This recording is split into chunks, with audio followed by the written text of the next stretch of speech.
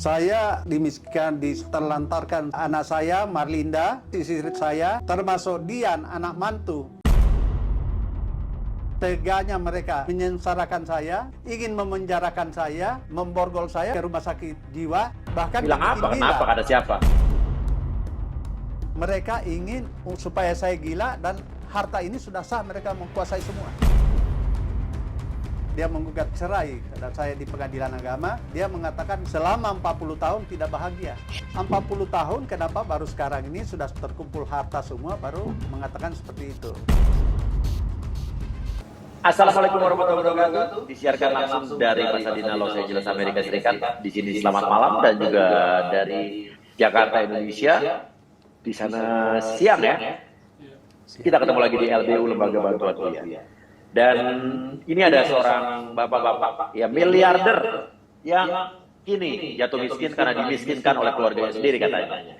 Oke, dan sebelum kita bicara siapa dan kenapa dan dimiskinkan oleh keluarga sendiri itu siapa? Kenapa? Saya juga pengen minta doa restu buat penonton saya karena saya insya Allah maju mencalonkan diri menjadi calon anggota DPR RI dari Partai Amanat Nasional dari PAN untuk wilayah Jakarta DKI 2, Jakarta Selatan, Jakarta Pusat, dan luar negeri untuk WNI yang ada di luar negeri. Dan juga sekaligus minta doa restu untuk istri saya yang juga insya Allah maju mencalonkan diri menjadi calon anggota DPRD DKI Jakarta untuk Kecamatan Setiabudi, Kebayoran Lama, Kebayoran Baru, Sanggerahan, dan Cilandak. Oke, ada Mas Farad Abbas di sini, ya, dengan kliennya. Mas Farad juga caleg ya dari Partai PKN, Partai Kebangkitan Nusantara, nomor 9. Untuk Dapil Jawa Barat ya Mas Dapil ya? Jabar 1, Ya. Bandung dan Kota Ya, Bandung kita dan mah, Cimahi. betul, walaupun beda partai mah, kita mah kalau di Lembaga Bantuan Kuliah mah saya terbuka Mas, bener ya? Iya dong, harus gitu. Kan tujuannya sama untuk rakyat. Iya dong, ya. Walaupun partai kita beda koalisi nggak masalah ya Mas. Pilih mau, ulah meong. Kan ini mau kita. Iya, Pilih iya. Uya, Kuya, Jakarta, Iya. Bandung, Farad Abbas. Amin. Gitu ya, siap. Mas, ini ada Bapak siapa nih Mas Farad? Ya, hari ini Pak Dale Effendi adalah mantan pejabat di Departemen Perhubungan dan pengusaha bidang perkapalan. Oh, pengusaha juga. Pengusaha juga. Beliau pensiun muda sehingga jadi pengusaha. Ya. Nah, dia bilang pernah ngelihat Pak Hendro, Brigjen Hendro, curhat di tempat Ya. Mas Uya Kuya. Nah, jadi mudah-mudahan ini bisa titik jernih gitu bahwa jadi unek-unek dia sehingga ini tidak ini menjadi contoh agar aparat hukum itu bisa mengerti persoalannya apa di mana. Kemudian masyarakat tahu gitu. Ini memang persoalan mereka udah bercerai tapi masalahnya adalah apa yang dialami Bapak ini yang akan dicurhatkan saat ini Mas Uya Kuya kira-kira. Oke. Gimana ceritanya? Bisa dimiskinkan memang dulu miliarder berarti hartanya miliar-miliar dulu ya? Sampai sekarang masih kaya raya Mas Uya. Cuman karena Oke. mereka dulu satu perusahaan dan ya nanti Bapak yang jelaskan sendirilah. Saya hanya sebagai lawyer diminta mendampingi, saya mendampingi beliau. Silakan Pak Dale. Oke, silakan Pak. Gimana Pak? Baik, terima kasih Mas Uya. Pertama tahun 2004 saya dirikan perusahaan namanya Alinda Nusantara. Dalam pendirian perusahaan ini saya kasih nama anak saya sebagai direktur, kemudian istri saya pada waktu itu masih sama sebagai komisaris. Saya sendiri tidak masuk di dalam perusahaan itu karena kenapa? Saya sebagai seorang pegawai negeri tidak boleh berbisnis. Oke, jadi Bapak intinya memasukkan nama anak Anak Bapak istri. dan istri Bapak di PT hak Alinda perusahaan, Nusantara oke. yang saya dirikan. Oke. Dengan modal saya Oke. setelah saya bekerja dari pegawai negeri, saya ada 500 juta terkumpul, hanya sekitar 8 tahun saya bekerja. Kemudian modal itu saya bikin modal kerja. Modal Bapak semua ya? Modal saya semua karena istri saya itu ibu rumah tangga, tidak tahu apa-apa, hanya ikut saya. Oke. Anak juga masih Nah. sekolah. Oke. Selanjutnya? Setelah saya dirikan itu, mulailah saya kembangkan usaha. Sampai 2014, 15, hasil yang saya dapatkan itu dari kontrak-kontrak yang saya cari juga, saya kebetulan kerjakan juga pada saat libur, saya turun ke lapangan, itu sekitar 47 miliar. Itu. Ya. Setelah tahun 2015 saya pensiun, kemudian saya masuk ke jajaran direksi sebagai direktur. Nah, dalam perjalanan semenjak saya jadi direktur, kemudian kontrak-kontrak di offshore saya dapatkan sampai 2021 sampai 2022-23 itu menghasilkan 210 miliar. Oke, atau omset apa keuntungan? Keuntungan. Oke. Keuntungan. Bapak dulu direktur ya, ya. Iya, saya direktur.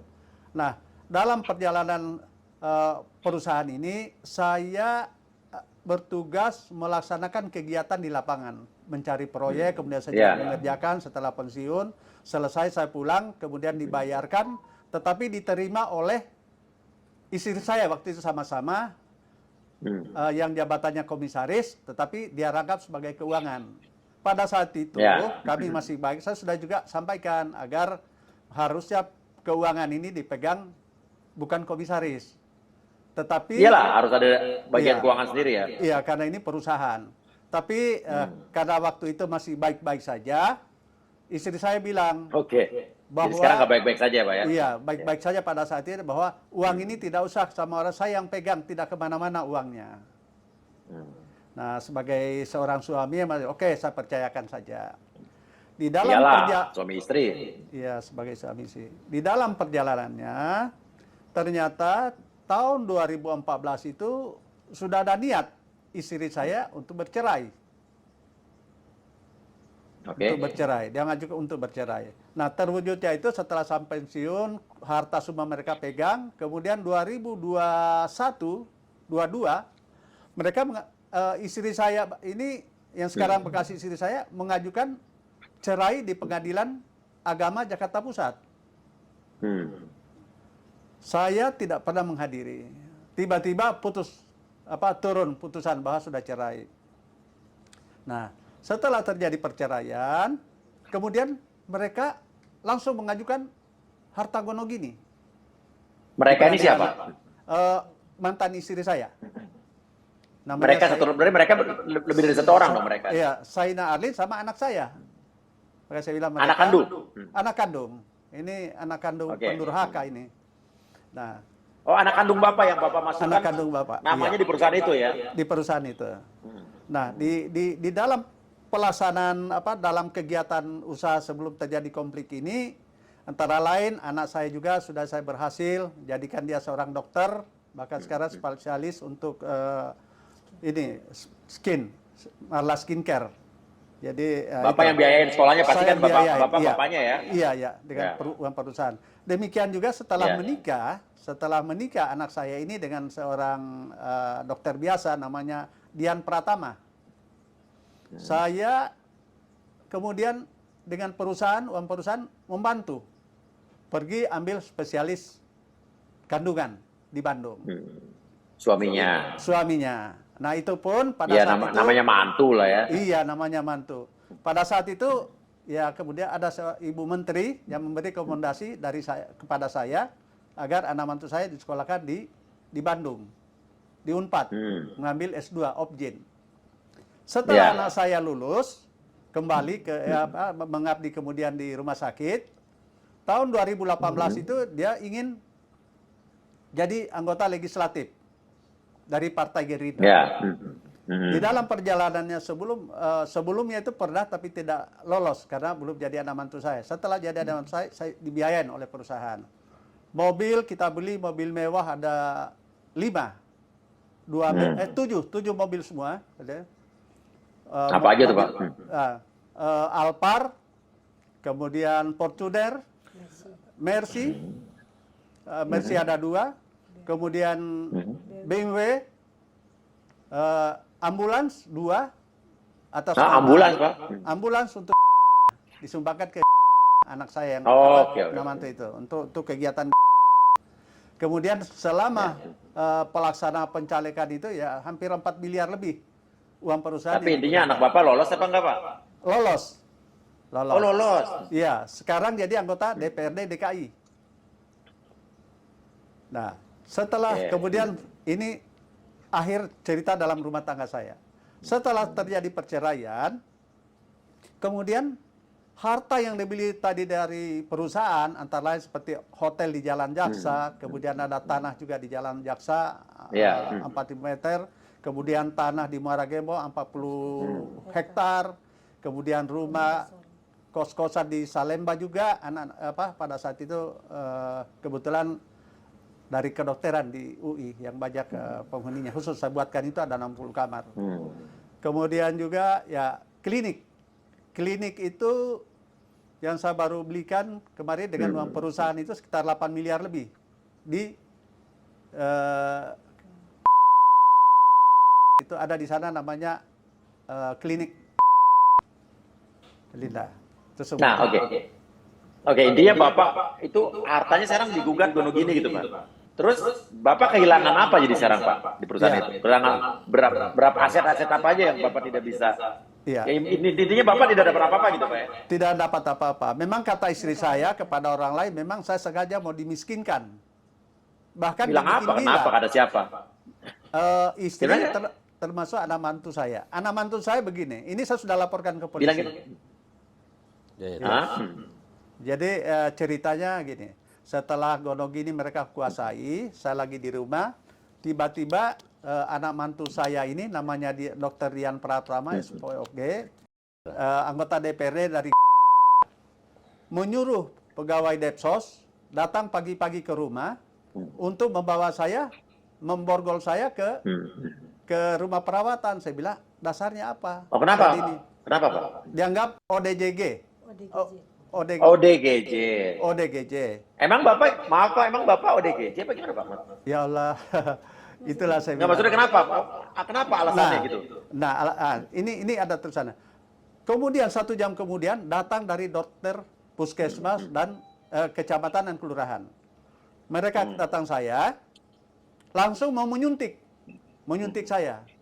Saya tanya Suntik apa, Pak? Saya tidak tahu, itu perintah dari dokter Dian, anggota dari fraksi. Dia mau suntik, saya bilang, suntik apa? Karena waktu itu saya menolak, langsung saya telepon RW. Mereka RW datang, kemudian datang semua. Nah, mereka marah. Ada apa ini? Nah, waktu itu saya mencegah jangan. Ini puskesmas mana, Pak? Puskesmas mana nih? Puskesmas Cempaka Putih Barat. Oke, Ya, Bapak mau kecamatan. disuntikan apa itu, Pak? Saya sendiri tidak tahu suntikan itu, tapi dokternya bilang ini perintah dari seorang anggota DPRD namanya dari fraksi namanya dokter. Tunggu. Sama. Tunggu. Kita jangan nyampur-nyampurin nih. Ini perintah dari seorang dokter apa perintah dari anggota DPRD nih? Yang benar yang mana nih? Seorang ini anggota DPRD. Dibilangnya gitu. Iya, anak mantu saya. Dia bilang mereka harus melaksanakan karena suara anggota DPRD itu sama dengan suara Tuhan. Kalau mereka tidak Itu kata siapa? Bapak jangan mengada-ngada, benar nggak nih, Pak? Yang bilang saya siapa? tidak mengada-ngada karena ada saksi. Yang bilang siapa? Yang bilang suara DPRD sama suara Tuhan? Dokternya dua-dua. Setelah mereka tahu, polisinya datang. Dokter puskesmas ini? Iya. Bapak ingat sama dokternya nggak siapa? Dokter ada 2 orang saya sudah inilah. Pokoknya Ya. dokter puskesmas ada di mana? Ya, saya Ada datanya? Ada. Iya. Ada datanya. Setelah itu saya diarahkanlah dengan masyarakat sana. Bilang pada Le, sebaiknya segera laporkan ke Polres Jakarta Pusat. Dokter Listiana. Iya. Ini Dokter Listiana, PJ Kesehatan Jiwa, Kecamatan Cempaka Putih Barat, sama dokter puskesmas. Bapak nggak nanya tuh mau disuntik apa, Pak? Mau disuntik apa, Bapak nggak nanya? Saya sendiri tidak mengerti suntikan apa itu. Karena dia Tetapi, Reza meninggal. tetapi ini sudah saya laporkan ke Polres Jakarta Pusat dan sekarang Ya. sedang diproses. Tentang saya ajukan bahwa pencemaran nama baik saya dijatakan ODGJ. Saya terus terang ODGJ? Iya. Saya masih bingung nih. Bapak dibilang ODGJ sama mantu Bapak sendiri gitu. Iya, saya dinyatakan ODGJ Hanya demi oleh harta. mantu sendiri. Tapi- karena intinya di sana mereka ingin supaya saya gila dan harta ini sudah sah, mereka menguasai semua. Sekitar jam 10 pagi itu para dokter dari puskesmas, kelurahan, termasuk dari dinas sosial masuk ke pekarangan langsung ke tempat saya untuk mengambil saya. Dan ini ada semua foto-fotonya. Saya ada foto-foto ini.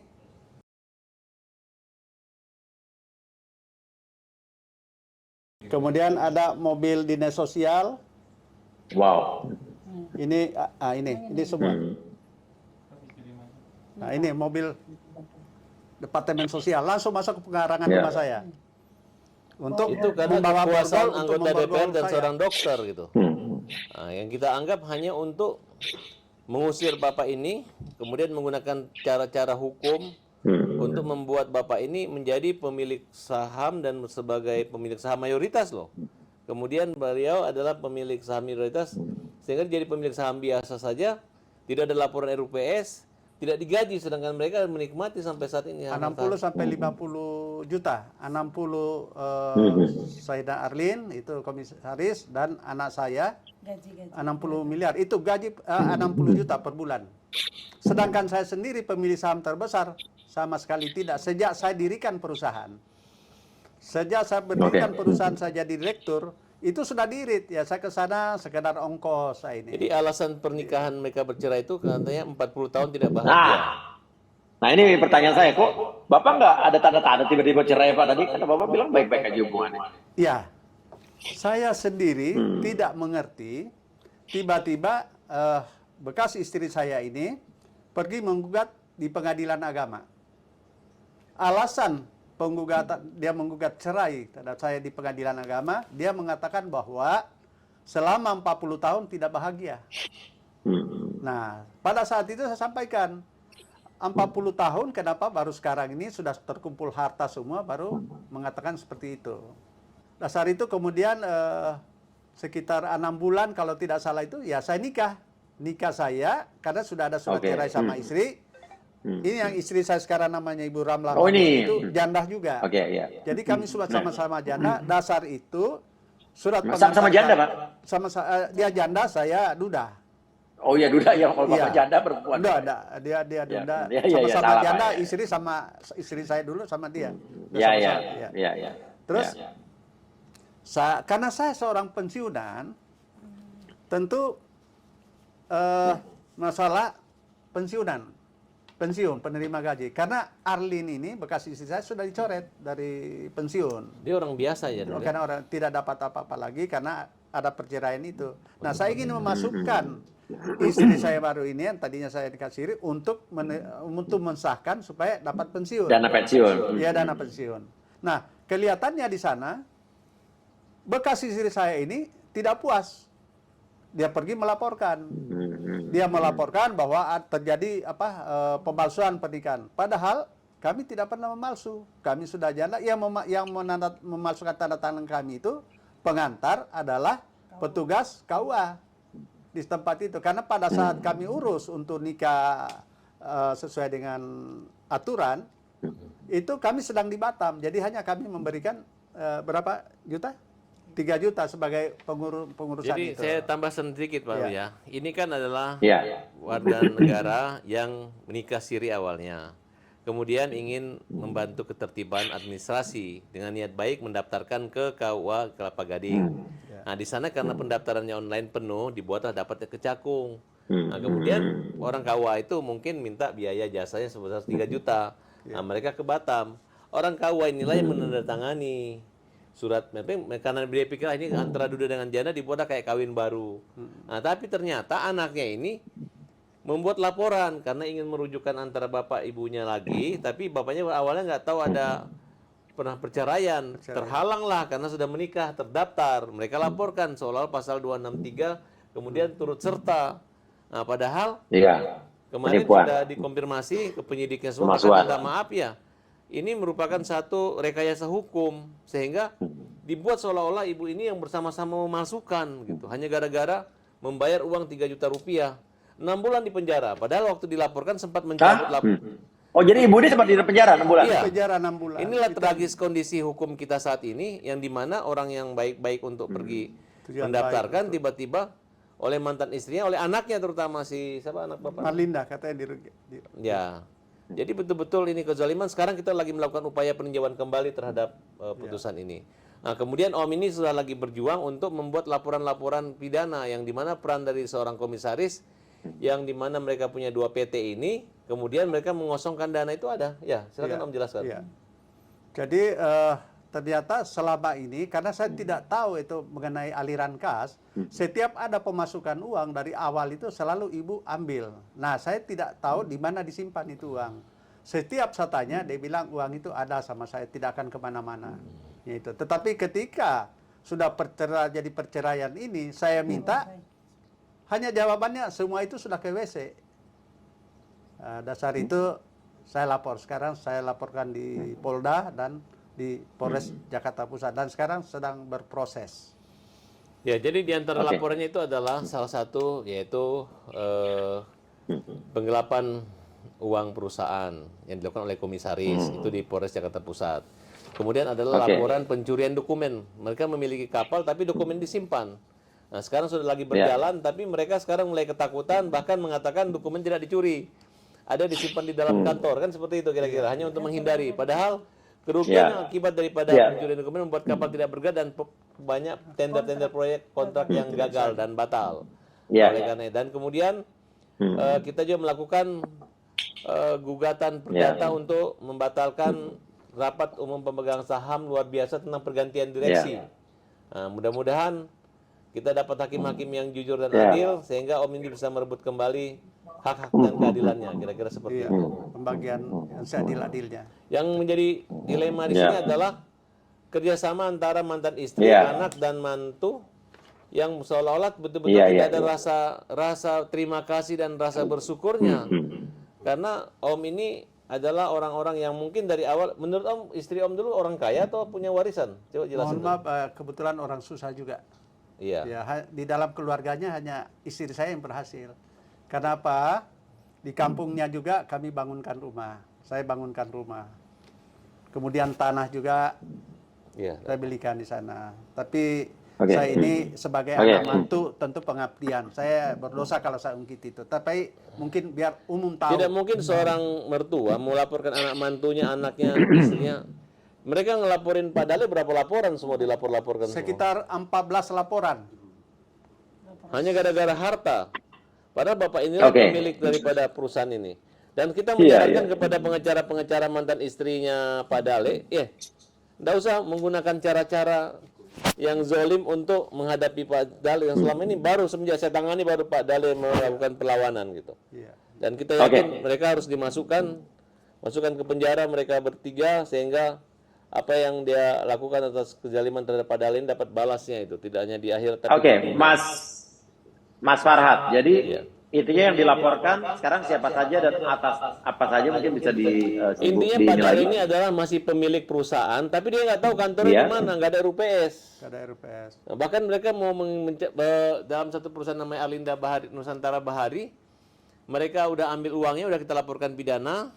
Kemudian sekarang mereka mau RUPS untuk penyertaan modal, penambahan modal, kemudian mau pergantian direksi lagi. Nah, itu yang terjadi, yang itu akan kita akan minta blokir kepada Dirjen AHU agar perusahaan ini yang milik beliau ini diblokir. Kemudian kita tunggu putusan.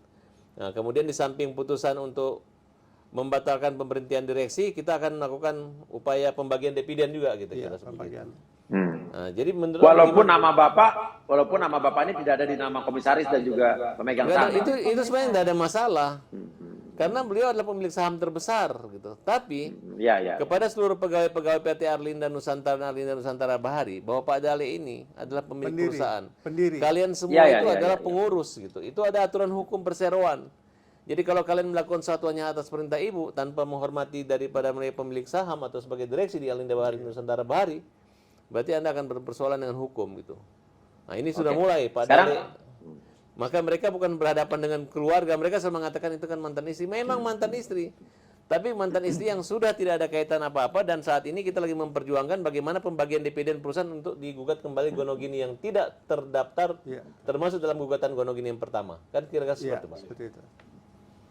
Oke, sejauh mana keyakinan Mas Farhad sebagai kuasa hukum ini bisa memenangkan kasus ini, Mas? Saya yakin optimis ya. Namanya harta Gonogini itu dibagi dua.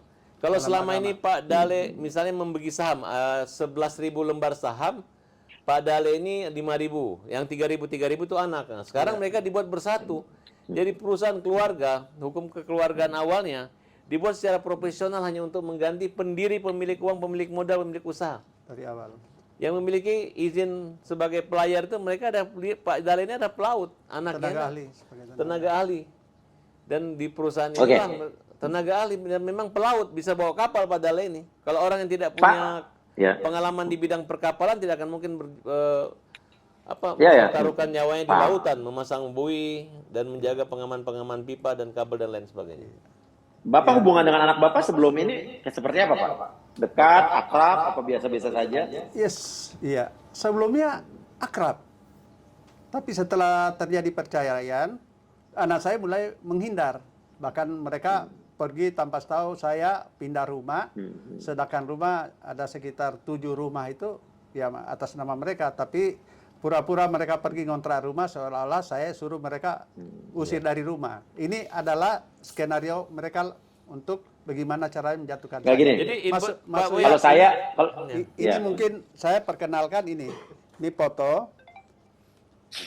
Ini foto, ini anak mantu saya, ini anak kandung saya, ini bekas istri saya dan ini saya sendiri. Nah, ini waktu ada. Nah, sekarang ini anak saya, bekas anak mantu saya sudah berhasil mengorbitkannya jadi anggota DPRD DKI. DKI Jakarta dari fraksi G tadi itu. Maksudnya Bapak yang bikin dia jadi anggota Iya, DPRD gitu. iya. Pakai uang Pak Dale Perusahaan, perusahaan. iya. Dan Emang jadi anggota DPRD itu perlu duit segitu banyak, Pak? 5 miliar, 6 miliar ya? ya sekitar yang saya kemarin ngerasa keluarkan kan ini pada saat pertemuan masyarakat kita harus seperti adakan konsumsi, sosialisasi. Saya enggak, Pak. Saya ketemu masyarakat enggak bayar apa-apa, Pak. Iya. Pada saat itu ini masyarakat yang datang ke rumah pertama bisa sampai 1.000 lebih kami jamu karena kebetulan di rumah saya juga dulu itu bekas relawan dikenal rumah saya itu di Jakarta Pusat M36 Mardani 36 di sana dulu. Oh, kebetulan saya nyalon DPR RI-nya Jakarta Pusat, Jakarta Selatan, luar negeri, Pak. Saya dari PAN, Pak. Alhamdulillah bisa Pak Sulki. Saya bisa nebeng rumah Bapak nggak, Pak, jadi posko ketenangan? Pak? Boleh, Bisa. boleh. Oh gitu. Tapi saya dari partai PAN, Pak. Daripada Ya, nggak ada masalah. mantu yang durhaka Sampaikan salam hormat saya sama Pak Sulhas. Pak Sulhas itu kenal baik Oke, dengan iya, saya. iya. Belum jadi ketua, belum jadi apa-apa dulu masih sudah sama-sama saya. Jadi kami sangat akrab dengan beliau. Sulhas. Tapi ngomong-ngomong, Pak, saya kalau ketemu warga masyarakat nih, Pak, ya dari dulu ya, untuk ngobrol, ketemu sekali 200 orang, 500 orang, nggak pernah bayar saya, Pak. Karena Mas Uya artis, malu Iya. Mas Uya dibayar. Oh, gitu ya, Pak. Kalau ini mereka kan orang nggak dikenal. Bukan dibayar, tetapi kan sering kita adakan pertemuan di sana, tentu Paket biaya makan, sembako gitu. kasih sembako, terutama ya keluarga kita, saudara-saudara kita, tetangga yang mungkin kurang beruntung. Jadi Mas Uya ini adalah potret ya, potret kekeluargaan yang awalnya yang kita perlu waspada gitu, bahwa selama ini istri, anak dan mantu yang kita anggap kita aman, harta kita disimpan, justru nggak aman ini. Nah, justru ini menjadikan kezaliman yang dimana? Iya. Ya. Kalau saya pribadi malah justru, kalau saya merasa emang keluarga itu adalah bagian yang paling aman kalau saat saya mau misalnya mau beli mobil gitu kan pajak progresif, yang satu ya nama anak gitu kan, ya nama istri gitu kan, bener nggak sih? Ya itu mungkin aset ya, tapi kalau harta perusahaan dengan harta gono gini kan lain Mas Uya gitu. Kalau misalnya orang tua Iya, menyerahkan nama atas nama anak, nama cucu, tiba-tiba ketika mereka gugat cerai, tiba-tiba mereka bilang oh lain harta ini, itu kan namanya pencurian itu namanya. Nah ini Tapi nggak dong, kalau saya pribadi, Pak, saya ngerasa keluarga itu ya istri, anak, orang tua, mertua, mantu itu adalah orang yang menurut saya paling saya percaya dan tidak akan mengkhianati kita kalau saya. Ya Kayak harusnya begitu, saya idealnya anak- begitu Mas Uya. Tapi ini yang terjadi, Pak Dale ini dimiskinkan, dihianati, ditinggalkan gitu, dengan segala. Kalau saya pribadi, logika saya sebagai manusia normal, ya. Kalau saya justru akan berbuat apa saja untuk keluarga saya, walaupun mengorbankan uang saya. Ya buktinya Pak Dale memang begitu. sudah saya lakukan. Sudah dilakukan oleh laki-laki ini, Iya. Pak. Sudah Jadi, saya lakukan. Cuman Sampai dia dapat- jadi anggota DPRD sudah saya lakukan. Oh, jadi KTP Bapak sekarang KTP Jakarta Utara apa Jakarta Pusat, Pak? Jakarta Pusat, Cempaka Putih. Wah, Bapak nanti DPR RI milih siapa Pak di Jakarta Pusat kalau Milih ditanya? Mas Uya Kuya. Saya cuma nanya loh, saya nggak kampanye loh. Milih Cuma Uya nanya. Kuya, ya kan Pak? Ya, Milih Uya Kuya. milih aku ya. Insya Wah, Allah. jangan gitu, Bapak. Saya jadi nggak enak. Pak Uya kalau mau datang saya, kita ke sana, ketemu dengan tokoh-tokoh masyarakat. Kita kebetulan saya juga salah satu Iya. pembina masjid di Jakarta Iya, Pusat iya, sana. iya. Saya akan perkenalkan dengan Pak Uya. Ya, Sama Pak, dengan Pak. dulu. Oke, Pak. Itu bagaimana- intermezzo aja, Pak, tadi, Pak. Iya, bagaimana juga Oke. dulu. Iya, Pak. Saya mau nanya, Pak. Ada pesan Bapak ini kan ditonton juga pasti anak Bapak, mantu Bapak, mertua anak Bapak, Iya. istri Bapak, mantan istri Bapak. Bapak mau pesan apa sama mereka? Saya sangat marah sekali. Saya dimiskinkan, diterlantarkan seperti ini. Kepada anak saya, Marlinda, bekas istri saya, awalnya kita tidak punya harta apa-apa. Tapi berkas perjuangan saya, sehingga kalian bisa menikmati sekarang ini. Kalian, termasuk Dian, anak mantu, anak saya, bekas istri saya, adalah penikmat harta yang saya peroleh. Kemudian teganya mereka, anak saya, anak kandung saya, mantu saya, pendurhaka, benar-benar tindakan mereka ingin dan sudah menyengsarakan saya, ingin memenjarakan saya, ingin membawa saya ke rumah sakit jiwa, dan terakhir mereka memenjarakan istri saya yang saya sudah nikahi setelah terjadi perceraian dengan istri saya yang pertama. Mudah-mudahan Allah Maha melihat, Maha mendengar, Maha mengetahui, pasti ada karmanya. Saya hanya meminta anak saya dari lubuk hati yang paling dalam, dia harusnya saya ini sudah tua bangka, seharusnya anak satu-satunya perempuan sudah saatnya mengabdi sama saya. Tapi apa fakta sekarang? Mereka semua justru mengambil harta saya, dan saya jadi tidak bisa berbuat apa-apa. Mohon maaf, Pak Farhat yang bantu hidup saya sekarang ini. Oh, ya? Keperluan saya Pak Farhat yang bantu. Ini yang saya sedih. Kepada anak mantu saya juga yang anggota DPRD itu dari walaupun saya sudah laporkan ke Risa Patria atas kelakuannya, dan beliau juga sangat menyesalkan. Itu saya minta, dia seharusnya sebagai anak mantu memperbaiki keadaan ini. Tapi justru dia juga ikut cenderung kepada anak dan bekas istri saya. Kenapa? Karena di sana sudah ada niat jahat, ingin menguasai sapunya harta yang saya dapatkan selama ini. Itu sudah sampai camat di sana sudah pernah dipertanyakan sebagai tokoh masyarakat bahwa itu katanya rumah Dokter Rian di Mardani.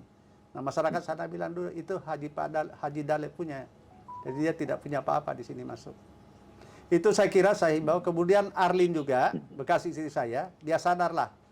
Dia lebih tua dari saya, mungkin sudah 68 tahun. Tidak lama lagi kita semua ini akan mati. Jangan ngejar apa. Nah, harta itu tidak akan dibawa sampai ke kuburan. Saya hanya meminta, ketemu, kita bicara baik-baik, kita bagi. Saya tidak serakah.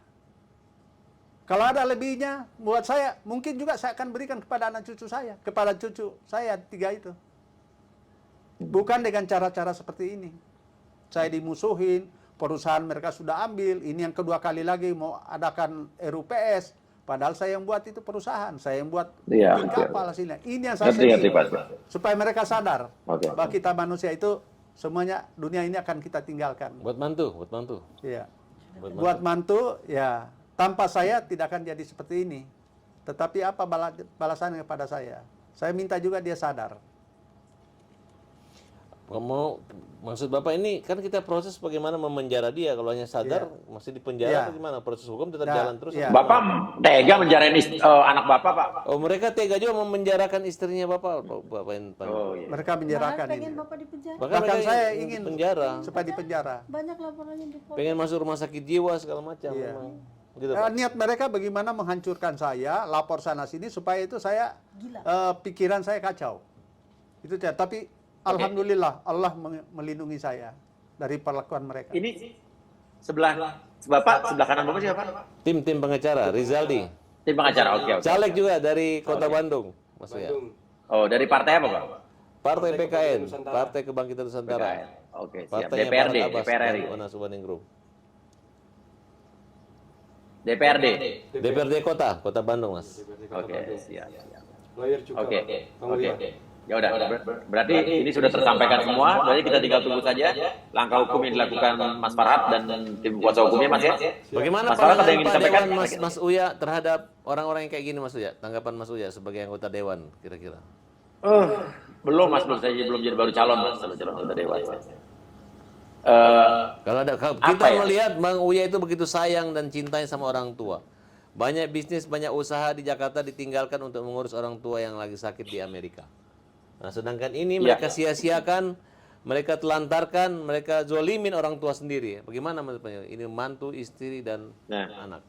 ini kalau memang cerita ini benar adanya ya saya sangat menyesalkan. Sangat menyesalkan. Dan terus terang jujur kalau ditanya saya nggak percaya ada hal ini kejadian nyata dalam kehidupan nyata kalau saya ya. Iya. Karena ya tadi jujur ya bukannya gimana. Saya sebenarnya di Amerika sekarang belum bisa pulang-pulang karena bapak saya masih rumah sakit sudah 16 hari. Saya harus merawat bapak saya di sini walaupun di Jakarta saya harus ada banyak acara dan saya juga harus turun sosialisasi ke warga, tapi yang saya lakukan ya saya lebih mementingkan mengurus orang tua saya di sini. Ya walaupun saya banyak kehilangan kesempatan di Jakarta ini, teman ya orang tua bagi saya nomor satu. Karena buat saya kita tidak pernah bisa menjadi seperti ini tanpa orang tua kita. Iya. Ya, saran saya kita bicara secara umum saja kepada seluruh anak-anak yang menonton, yang masih punya orang tua yang menonton podcast kali ini. Kita harus sadar kita ada di dunia ini karena siapa? Karena orang tua. Dan jangan pilih lagi anggota dewan yang durhaka ya, Pak. Saya no komen loh itu. Saya nggak nyebut nama loh. Iya.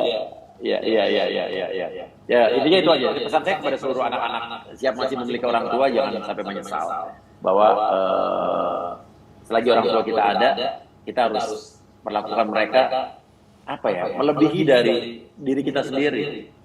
Karena kita harus ingat saja, nggak mungkin kita tiba-tiba muncul lahir dari kita ada orang buang air keluar kita, nggak mungkin kan?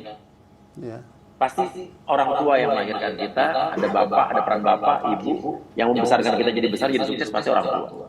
Intinya jangan pernah lupakan hal itu aja. Dan satu hal lagi, kita tidak mau terjadi juga hal yang sama kalau kita durhaka sama orang tua saat nanti kita tua nanti tiba-tiba anak cucu kita melakukan hal seperti yang kita sama lakukan pada orang tua kita dulu. Makanya sekarang saya juga mengajarkan anak-anak saya untuk bagaimana nanti anak-anak saya akan memperlakukan saya saat nanti saya tua, ya dengan mereka melihat bapak ibunya memperlakukan kakek neneknya juga seperti apa. Menurut saya sih. Wah, luar biasa, terharu Bener, saya kan? melihat. Seandainya Bener nggak sih?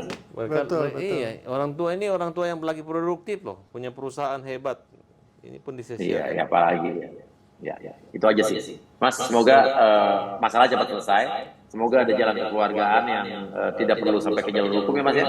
Kalau bisa cara keluarga masih terbuka kesempatan kan Mas? Ya harusnya begitu Mas, tapi karena mereka begitu ya. Bagi saya terbuka. Ya. Duduk bareng, Ya. terbuka harta-harta yang kita peroleh selama ini. Katakanlah walaupun saya jungkir balik dari muda sampai tua begini cari duit, tapi ayo duduk bersama, perlihatkan itu, kita bagi sama-sama. Bijaksana banget. Saya sama istri, kemudian kalau ada bagian saya mungkin juga akan kasih anak cucu saya 3. Ya. Dan saya sangat sayang mereka, terutama cucu saya. Ya. Oke. Pasti harus. Oke, terima kasih. Kalau gitu Pak Dale, Mas Farhat Abbas, sukses selalu Mas Farhat juga untuk pencalekannya nanti. Ya. Pak Dale semoga semua masalah cepat selesai. Ya. Amin Pak. Terima kasih. Terima kasih. Terima kasih. Mas Silakan Uya. kasih komentar di bawah ini tanggapan kalian para penonton podcast kali ini. Saya pamit dulu ya. Wassalamualaikum warahmatullahi wabarakatuh. Waalaikumsalam.